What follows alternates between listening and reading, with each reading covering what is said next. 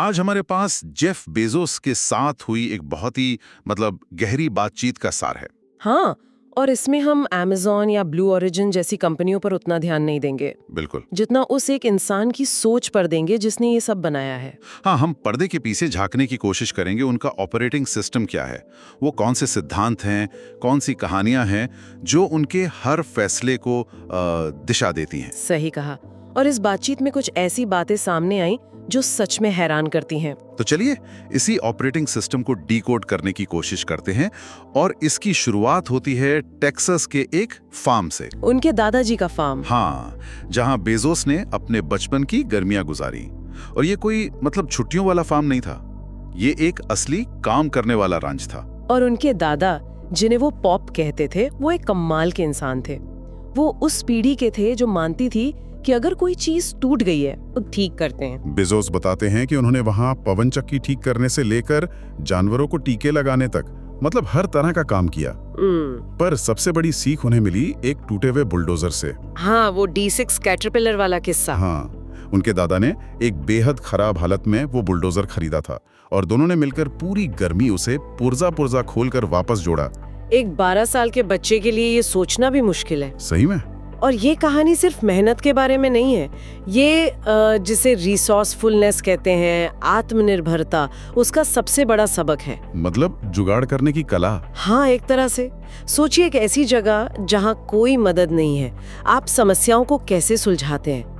उनके दादा हर चीज का हल निकाल लेते थे, चाहे जानवरों की सर्जरी के लिए सुइयां बनानी हो या टूटे हुए उपकरणों को चलाना हो। बिल्कुल।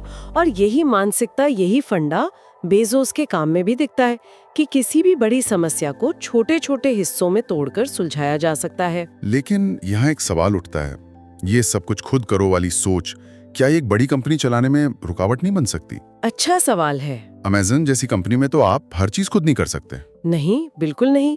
और यहीं पर उनकी सोच का दूसरा पहलू सामने आता है। ये मानसिकता समस्याओं को सुलझाने के लिए है, न कि हर काम खुद करने के लिए। जब कोई नई चुनौती आए तो आपकी पहली प्रतिक्रिया ये ना हो कि ये कौन करेगा, बल्कि ये हो कि इसे कैसे किया जा सकता है। अच्छा। और इसी मानसिकता का एक और हिस्सा है अपनी सीमाओं को पहचानना। हाँ, और इसका किस्सा तो बहुत ही दिलचस्प है। जब वो प्रिंसटन में थे, थियोरेटिकल फिजिक्स पढ़ रहे थे। हाँ, तो उन्हें लगता था कि वो बहुत होशियार हैं। लेकिन फिर उनकी मुलाकात हुई अपने एक दोस्त योसांता से। ये उनकी जिंदगी का एक अहम मोड़ था। बहुत बड़ा। बेजोस बताते हैं कि वो और उनका एक दोस्त एक बहुत ही मुश्किल गणित की समस्या पर 3 घंटे से सर खपा रहे थे। Partial differential equations. हाँ, वही। और कोई हल नहीं निकल रहा था। हार कर वो योसांता के पास गए। योसांता ने सवाल पर एक नजर डाली, कुछ पल सोचा और बस एक शब्द कहा, कोसाइन। और वो जवाब सही था। बिल्कुल सही। उस एक पल में बेजोस कहते हैं उन्हें समझ आ गया कि वो कभी एक महान थियोरेटिकल फिजिसिस्ट नहीं बन पाएंगे। ये एक बहुत बड़ा सबक है। और ज्यादा जरूरी बात ये समझ आई कि स्मार्ट होने के 1000 तरीके होते हैं। योसांता का दिमाग उस तरह की समस्याओं के लिए बना था और बेजोस का शायद किसी और चीज के लिए।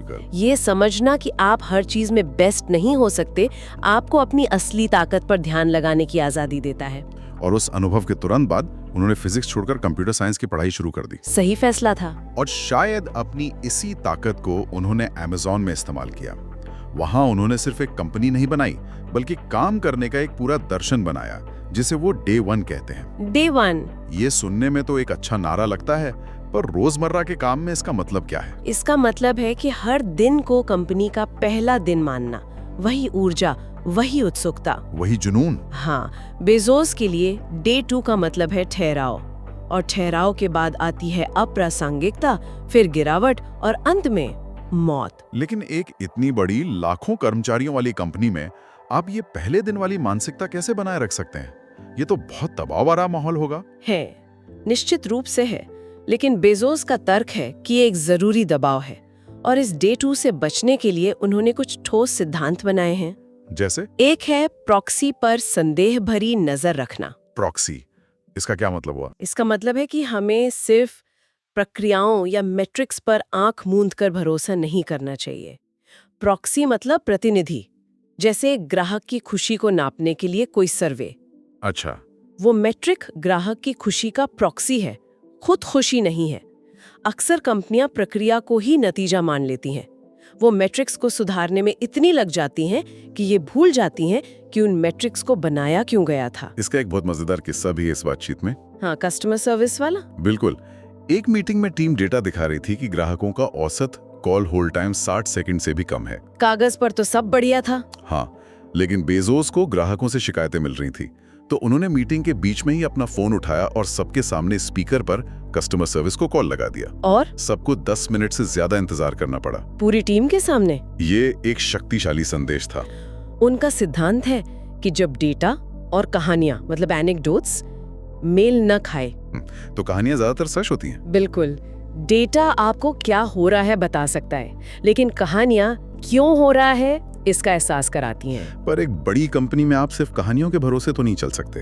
हर बार सीईओ कस्टमर केयर को फोन तो नहीं कर सकता। सही बात है, और इसका जवाब उनके दूसरे सिद्धांत में है, असहमति और प्रतिबद्धता। Disagree and commit. हाँ, इसका मतलब है कि फैसले लेने की प्रक्रिया में बहस और असहमति को बढ़ावा दो, लोगों को खुलकर अपनी राय रखने दो, लेकिन एक बार जब फैसला हो जाए तो टीम के हर सदस्य को, चाहे वो सहमत हो या ना हो, उसे पूरी तरह से सफल बनाने के लिए जुट जाना होता है। ये सुनने में तो बहुत असरदार लगता है, पर क्या इसमें ये खतरा नहीं है कि लोग धीरे धीरे अपनी असहमति जताना ही बंद कर दें, ये सोचकर कि फैसला तो लीडर को ही लेना है? ये एक बहुत बड़ा खतरा है और बेजोस इस बात को मानते हैं। वो कहते हैं कि ये लीडर की जिम्मेदारी है कि वो एक ऐसा माहौल बनाए जहां लोग बिना डरे अपनी बात रख सकें। अच्छा। वो चाहते हैं कि लोग कहें, देखो मैं तुम्हारी बात से सहमत नहीं हूँ, लेकिन मैं तुम्हारे साथ दांव लगाने को तैयार हूँ। इससे टीम का समय और ऊर्जा अन्नहीन बहसों में बर्बाद नहीं होती। तो एक तरफ जमीनी हकीकत से जुड़े रहना और दूसरी तरफ तेजी से फैसले लेकर आगे बढ़ना, शायद यही संतुलन अमेज़न की सफलता का राज है। और अब वो यही पैसा और यही सोच एक बिल्कुल अलग जगह लगा रहे हैं, अंतरिक्ष में। हाँ, और यहाँ उनका विजन अमेज़न से भी कहीं ज्यादा बड़ा है। वो कहते हैं कि उन्होंने अमेज़न की लॉटरी जीती इसलिए है ताकि वो उस पैसे से अंतरिक्ष में जाने के लिए एक मजबूत बुनियादी ढांचा बना सकें। और उनका लक्ष्य क्या है? सौर मंडल में 1 ट्रिलियन यानी 1 लाख करोड़ इंसानों को बसाना। 1 ट्रिलियन लोग? ये तो किसी साइंस फिक्शन फिल्म जैसा लगता है। क्या ये मुमकिन है? आज ये सपना ही लगता है, लेकिन बेजोस का तर्क ये है कि पृथ्वी के संसाधन सीमित हैं। अगर हमें एक प्रजाति के तौर पर आगे बढ़ना है तो हमें अंतरिक्ष में जाना ही होगा। और उनका मानना है कि ये दूसरे ग्रहों पर नहीं बल्कि विशालकाय तैरते हुए स्पेस स्टेशनों में संभव होगा। हाँ, जिन्हें ओनील कॉलोनीज कहा जाता है। वो कहते हैं कि पृथ्वी एक अनमोल रत्न है, इसे भारी उद्योगों से बचाने के लिए हमें उन उद्योगों को अंतरिक्ष में ले जाना होगा जहां असीमित सौर ऊर्जा है। बिल्कुल, लेकिन इस विजन को हकीकत बनाने के लिए ब्लू ओरिजिन का लक्ष्य सिर्फ रॉकेट भेजना नहीं है। बेजोस कहते हैं कि अंतरिक्ष में पहुंचना तो एक सॉल्व प्रॉब्लम है। अच्छा। हाँ, हम ये 60 साल से कर रहे हैं। असली चुनौती है अंतरिक्ष तक पहुंचने की लागत को नाटकीय रूप से कम करना। और इसके लिए वो इंटरनेट वाली एनालॉजी का इस्तेमाल करते हैं। हाँ, वो कहते हैं कि जब उन्होंने 1994 में अमेज़न शुरू किया तो उन्हें पेमेंट सिस्टम या ट्रांसपोर्टेशन नेटवर्क नहीं बनाना पड़ा, वो सब पहले से मौजूद था। इसी वजह से वो गैराज से कंपनी शुरू कर पाए। एकदम सही। तो ब्लू ओरिजिन अंतरिक्ष के लिए वही बुनियादी ढांचा बनाना चाहता है ताकि भविष्य के उद्यमी अपनी स्पेस कंपनियां बना सकें। वो चाहते हैं कि भविष्य में 2 बच्चे अपने डॉर्म रूम से एक स्पेस कंपनी शुरू कर सकें। ये तो कमाल का विजन है। और इसके लिए जो तकनीक बन रही है वो भी बहुत दिलचस्प है, जैसे उनका न्यू ग्लेन रॉकेट। उन्होंने बताया कि रॉकेट के मामले में बिगर इज बेटर, जितना बड़ा उतना बेहतर। ये थोड़ा अजीब लगता है, ऐसा क्यों है? इसके पीछे एक दिलचस्प तर्क है। रॉकेट के कई जरूरी हिस्से, जैसे उसका गाइडेंस सिस्टम, का वजन छोटे और बड़े रॉकेट में लगभग एक जैसा ही होता है। अच्छा।